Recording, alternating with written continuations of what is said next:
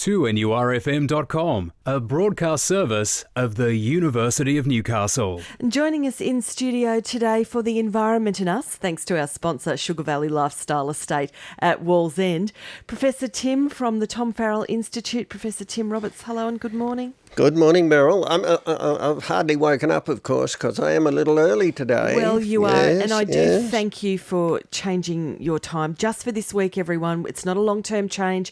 It is just a short-term change for today. Professor Tim came in early because we had to jiggle some stuff around at the back of the program, so thank you for that, Tim. We're heading off to the Paris climate talks. What do we know so far? Well, we know it's still ongoing and there won't be an agreement reached, if there is an agreement reached, which countries sign. That won't be for a while yet. But when it comes, I hope it comes, and I hope what it does do is actually get to the target we were just talking about a few minutes ago, and that is that they say they pledge to try and keep to the 1.5 degree rise rather than the 2 degree rise, because the less the global temperature rises, then the less the ice is going to melt, and the more chance we've got of retaining our beautiful coastal shorelines. Otherwise, we lose them. And not just our coastal shorelines, but those islands to our north and the other islands across the Pacific and the world, who are not just going to lose their beautiful water view, but in fact lose their homes, be inundated. Yes, I think in the paper yesterday, 10 million or so people in the United States will be affected if the rise is too high, and certainly those Pacific Island states come under real fire, and provisions need to be made as to where they will move to, because they will have to move. And this is the sort of thing that I think our Australian government ought to be into planning mode now to come up with a scenario that will work for them. I would like to see see Australia do a lot for these people, even indeed to resettle them. I think it'd be fantastic. But that's yet to come.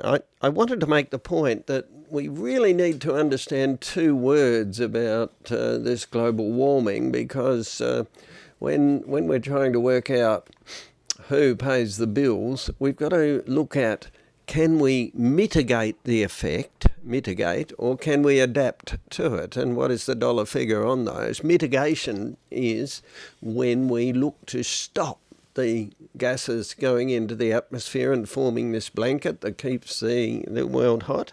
And to do that, of course, the best way is to move to renewable energies, or to try to draw down again the carbon dioxide from the atmosphere. I think that renewable energies are vitally important, but also I think we ought to just use God's method, the evolutionary method, and that is have trees pull that carbon dioxide down and then capture the carbon into the soil by the multiple methods, including the formation of biochar. Because if we can pull down the carbon dioxide using trees and forests, then also we can create our local rainwater cycles, our local water cycle that is the dew and the grass in the morning, is the movement of water that, again, actually promotes more and more plant growth. And if we could go that way, that would be really good. Just some figures from 2014. South Australia got 40% of its power from renewable energy in 2014.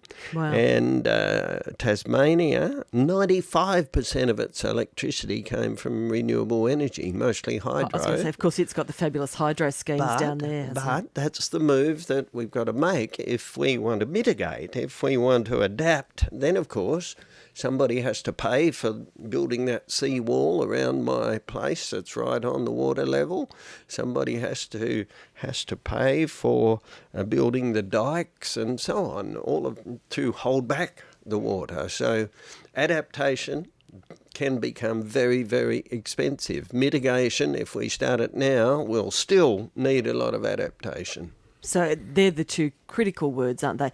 It's adapting to what might happen, but in the meantime, trying to mitigate what happens as well. Absolutely. The two critical words here at the university, we've got about 122 scientists here, researchers here who say that they're working on climate change and global warming. So the university's doing its part to try and find some new solutions, but everybody has to do their part. Including our politicians over in Paris at the moment.